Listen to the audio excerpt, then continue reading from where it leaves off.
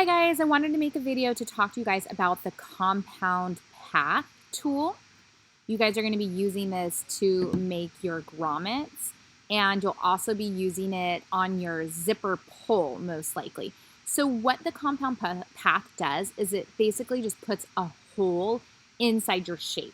Okay, so let's look at something. I have your tank dress opened right now. Okay. We have some like little snaps here. Great. Let's give this, oh, you know what? This is, I haven't traced this yet. You guys are supposed to trace this, and I haven't done that. Okay, forget it. Let's go back to this dress. Okay, so let's say we wanted to put a little grommet for some reason right here. Do you guys know what a grommet is? It's like a little metal thing with a hole. So that if there was like a hole there, we could put a ribbon through it. I don't know. So, I have too many windows open. Let me get rid of some of these guys. Get out of here. Okay, a little bit better. So anyways, I'm going to hit the letter L, which brings up the circle tool or ellipse tool. And you can click and drag a circle, for example. Okay, if you hold shift, it'll stay a perfect circle. If you don't, it'll be like an oval. Okay, there we are. And let's make this have a silver fill. Okay, cool. Now, let's do a smaller circle inside of it. Okay. Now, the thing that we want is we want this smaller circle to cut a hole through it. So I'm like, I guess I could just like use the color white, and then it kind of looks, oh, that's not white, is it? Let's try again.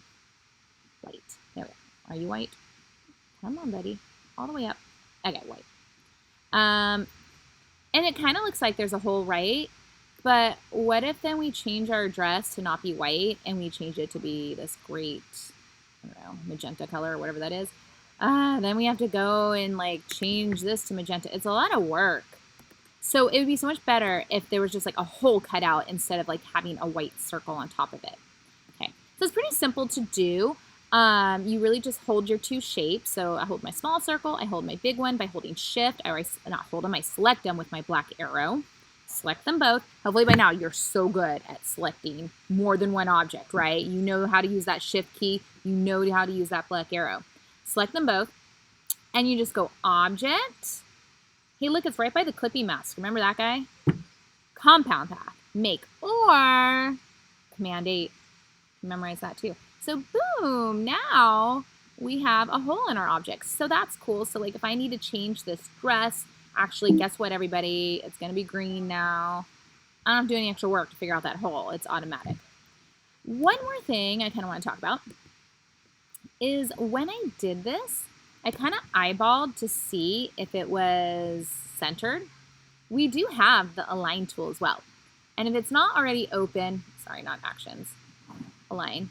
If it's not automatically open, you can just go to window. Just remember, you can always go to window. When you're looking for something, there's always window. Align. Select them both, and you can just center them. Play with all these buttons.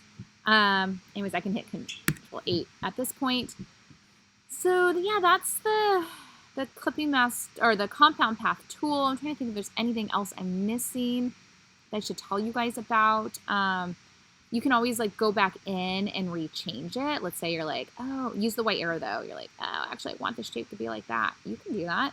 I think if you double click it with the black arrow, click, click, you can even like move stuff around because it kind of temporarily like ungroups it for you. So that's kind of neat. Yeah, but we're going to use the compound path. You're going to make the top of a zipper, and it's supposed to have like a little hole. So you'll need that, and you're definitely going to do a grommet. So we'll get to do that, and you'll probably find other times you need this. So it's pretty handy. All right, let me know if you guys have questions.